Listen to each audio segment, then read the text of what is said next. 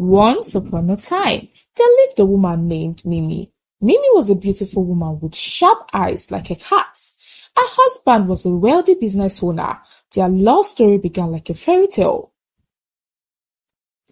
Before Mimi came into the picture, Kumi was a man who built his wealth with his two bare hands. He came from nothing. In his youth, he carried cement block on construction sites, hawked pure water sachet on the street, and worked in his uncle's shop where he learned trade. Step by step, sweat by sweat, he rose. From selling spare parts in a small wooden kiosk, he moved into wholesale. From wholesale, he imported.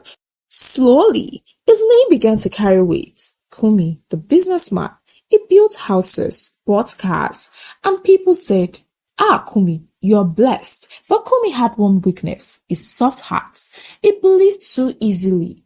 He gave too much, and when it came to love, he gave everything. This is where Mimi comes in. Mimi was beautiful. Her beauty was a type that caused men to miss their step on the road and stumbled. She was not just physically attractive, but she was clever, with a sharp tongue and a sweet smile that could melt a man's heart. Dear viewers, let me tell you something. Not every beauty is a blessing. Some beauty is just like a ripe mango, sweet on the outside, but rotten inside. Mimi grew up in a family where money were always scarce. From her youth, she told herself, "I would never suffer like my mother. I must marry a man of wealth, by fire, by force." So when she met Kumi, she said to herself, "This is a jackpot. This man must not escape."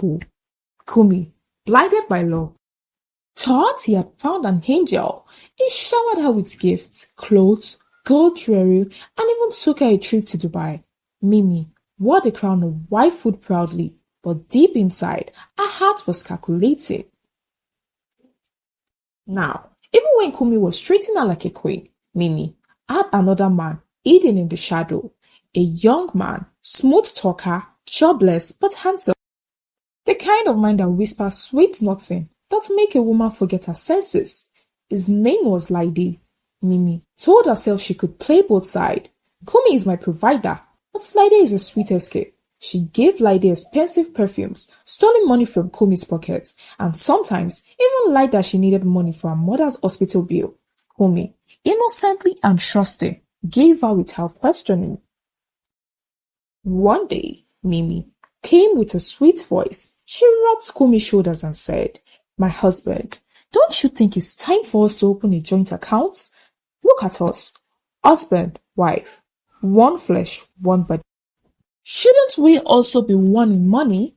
If we put all our money together, we can plan better for the future. We can build more, save more, invest more." Kumi, being the man who trusted her more than himself, agreed. He moved a large portion of his wealth into the joint accounts. After all, Mimi was his wife and his highest. Wife meant partner, partner meant forever. But to truly understand Mimi's decision, we must go back to her roots. Mimi was never content with a simple life.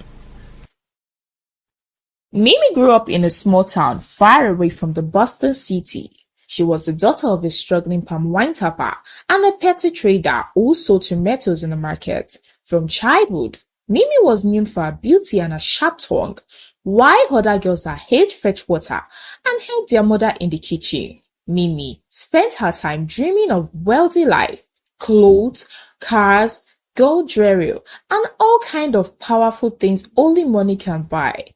Her parents tried to teach her humility, but Mimi had already made up her mind. She would never live in poverty. At the age of 16, Mimi started dating older men who gave her small gifts. But she also felt they were not enough. She craved bigger things. By age 20, she had left her village behind and moved to the city, telling everyone she was going to find work. In truth, Mimi had only one plan: to use her beauty to capture rich men. That was when fate connected her path with Kumi. Kumi was everything she wanted: wealthy, respected, a business owner. He fell for her sweetness and the way she pretended to be humble. Mimi saw in him the perfect chance to escape the kind of life her parents lived. But deep inside, Mimi never truly loved Kobe. To her, marriage was a transaction. While she was married, she maintained secret relationship on the side, especially with young men who showered her with sweet words. Her heart was reckless. She wanted money, but also wanted a trial of adventure. This reckless desire is what later brought her to the lover boy, who changed her life forever. She believed he loved her more than Kumi could ever. She trusted him enough to plan an escape with him. But Mimi did not know that she was planting the seed of her own downfall. It didn't take long before Mimi's true intention came out. One morning, Kumi traveled for a business meeting.